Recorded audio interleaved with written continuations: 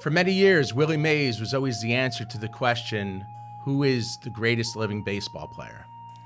With his passing on June 18th at the age of 93, it left a huge void for baseball fans. For many years, we always regarded Willie as the greatest living player. Some would argue as the greatest player ever, period. But with his passing, it left the discussion open, who now is the greatest living baseball player?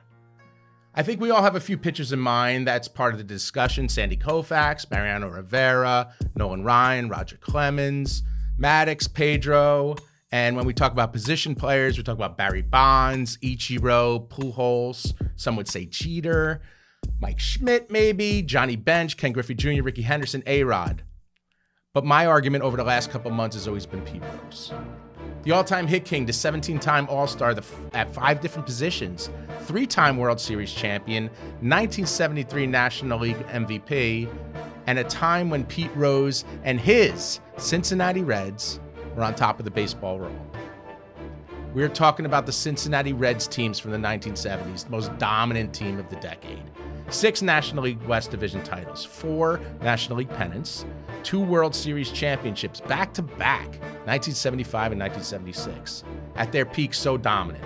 Led by Hall of Fame manager Sparky Anderson, check out this lineup. Johnny Bench, Hall of Famer and regarded as one of the greatest catchers of all time. 10-time All-Star, 2-time National League MVP, the late great Joe Morgan. 9-time All-Star Dave Concepcion. 5-time All-Star left fielder George Foster. 4-time Gold Glove winning center fielder Cesar Geronimo. 3-time All-Star with a nearly career 300 batting average, Ken Griffey Sr. And of course, the heart and soul, the Cincinnati native, Charlie Hustle himself, the legendary Pete Rose. I'm an idiot. I forgot to mention Tony Perez, Hall of Famer Tony Perez, who along with his many other accomplishments was the MVP of the 1975 World Series, the first championship for the Big Red Machine. And we have the ticket for that. Here's this ticket. It's a proof ticket. It's rated by PSA, graded near mint 8 with an auto of 10. Pete Rose signs across the way he normally does with his full name, Pete Rose. The inscription, 1975 World Series MVP. Again, this is a proof ticket, not valid for admission, but this is a really, really cool memento to have a Game 7 for the 1975 World Series. Again, this was the first championship of the Big Red Machine. So to have this and have Pete Rose sign that with an auto grade of 10 is a really, really nice piece. We see the World Series logo. It says World Series 1975 on it.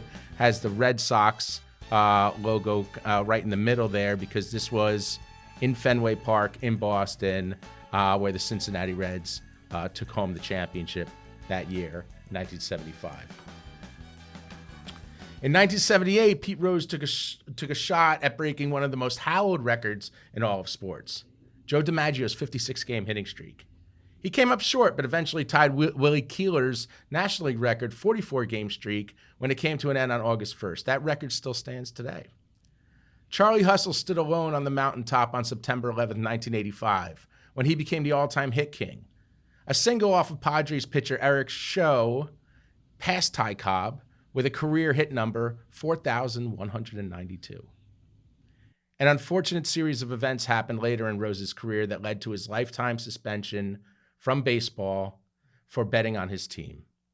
That would deny him his rightful induction to the Baseball Hall of Fame and tarnish an absolutely magnificent career on the field. Unfortunately, now he is not part of the debate of who is the greatest living baseball player. On September 30th, 2024, at the age of 83 years old, we lost Peter Edward Rose, nearly 35 years after he was issued a lifetime ban. And in today's mobile app betting world that we live in, where anyone with a smartphone could place a wager on any conceivable sport at any time of day, the lifetime ban of Pete Rose seems more ridiculous than it ever has. In all the years that baseball had a chance to wipe away the ban on Rose, they never even strongly considered it. Yet nowadays, you can't even watch a sporting event on TV without get flooded by DraftKings or Caesars or any other billion-dollar conglomerate with their big-budget commercials and their highly paid celebrity endorsers. Ironically enough, most of them are all former athletes. Pete spent the last 30 plus years signing autographs for fans at shows, and I was there for that. I was there to support that. I have quite a few balls and cards signed by Pete, and this 1975 World Series ticket, I was happy to spend my money to support Pete. And when I started doing this show, the Ticket Bastard series, I thought it would be cool to have a video of Pete to be on the show. I was going to reach out to his team over at Fitterman Sports, who represented Pete for many years, Ryan and his team over at Fitterman. But then I saw that he was a part of a service called Cameo, an online service that has celebrities give you little video shout outs for a fee. So I paid the fee, supporting Pete, and scripted a little video for Pete to say on the show. So here it is. I'll end the show with the unedited clip from Cameo to say goodbye to Pete Rose. Rest in peace, Charlie Hustle. Hey, Dave Cat. Pete Rose, the Hit King here. Remember the glory days of the Big Red Machine and our 1975 World Championship Cincinnati Reds. The videos look great. Best of luck with your new company. Keep knocking it out of the ballpark. Okay?